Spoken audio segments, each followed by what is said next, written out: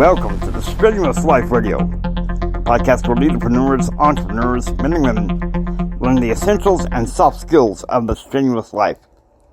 And now, part of the Happiness and Heights series, Jimmy and JR. Okay, guys, today we're going to have a part 2, networking and service.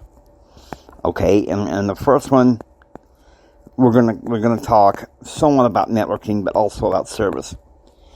JR, you tell me what you think about Rotary International.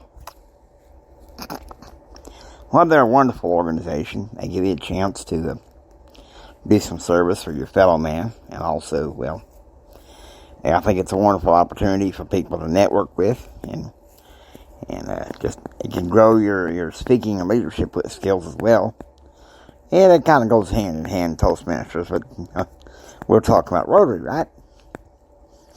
And I think sometimes that entrepreneurs, especially ones that form big companies, I don't think they at times can be responsible servant leaders. And that's something that we need to focus on, is servant leaders, because that's a big problem in our area of expertise. Is really and truthfully, we need a servant leader to help us to learn and grow. Because if you have a leadership that's like a dictatorship, it's not going to work. I'll tell you this right now. It's not going to work. But some people, well-meaning people, think that the leadership model is kind of like a dictatorship. No, it's not. Dictatorship and control seems to be in a more, shall I say, industrial age. We need to kind of grow out of that. And the fact of the matter is, I think Rotary is good for you. And some people complain, well, what if the meeting's at 6 o'clock in the morning? Well, if you're entrepreneurs, you need to have a good early morning routine anyhow. Get up early. Super early. That's the best thing about that. Is you learn, you grow, you're on top of things, you know what you're doing, and that's the blessing right there, is to serve people. The Book of Mormon, there is a verse in there that says, "Behold, I tell you these things, that ye may learn wisdom, that ye may know that when you are in the service of your fellow beings, you're only in the service of your God." And the fact is, I think people who are wealthy but are not willing to serve people, it's the wrong motives. It's the wrong motives. And well, it's like I say, it's like, and Jesus said this, Matthew 25 says, "And inasmuch as ye have done it unto the least of these, my brethren, ye have done it unto me." And to the other side, "Inasmuch as ye have done it not unto the least of these, my brethren, ye have done it unto me." So, have a lot of groundwork going in. I think that's one reason behind writing my book, The Winning Personality, a values-based approach to entrepreneurship in this economy, is, well, quite frankly, we have to learn.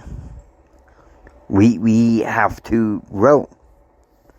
And how better to do that than to serve people? It's like as I was writing the book, The Winning Personality, a values-based approach to entrepreneurship in this economy, one of the prayers I had was that I would stay humble. and be willing to serve people around me.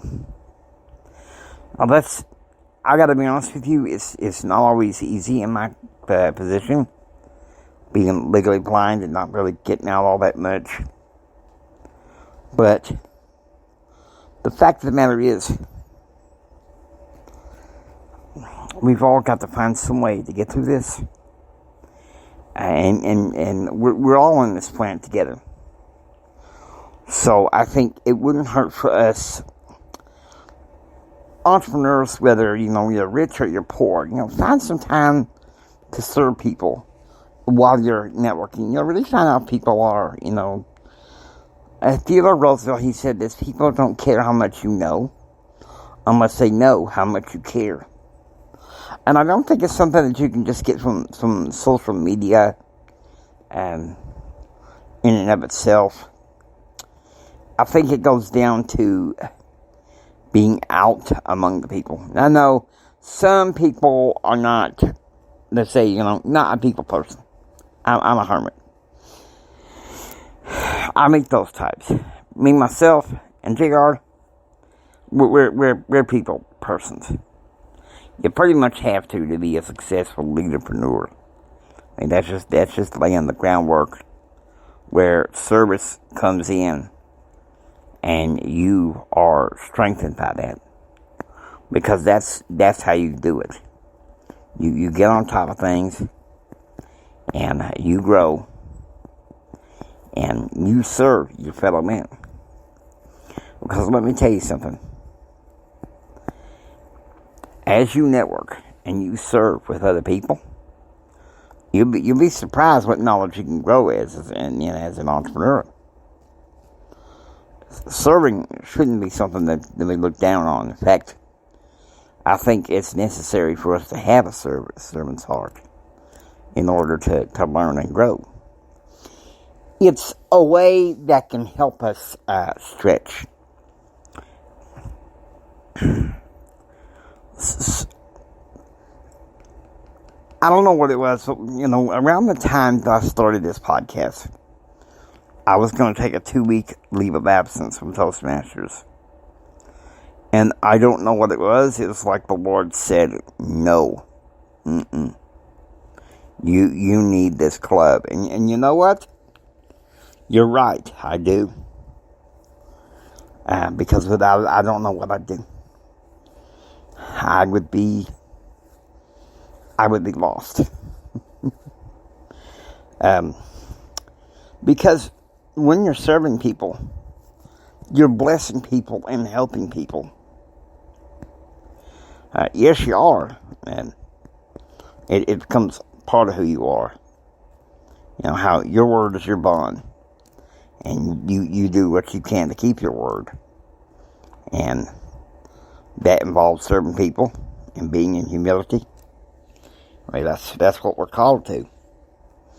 See, the strenuous life isn't all a bed of roses. We all got to deal with the rain and the hardship and stuff, but it's serving those people that are in the rain and the hardship and the deep, and helping them out and blessing them.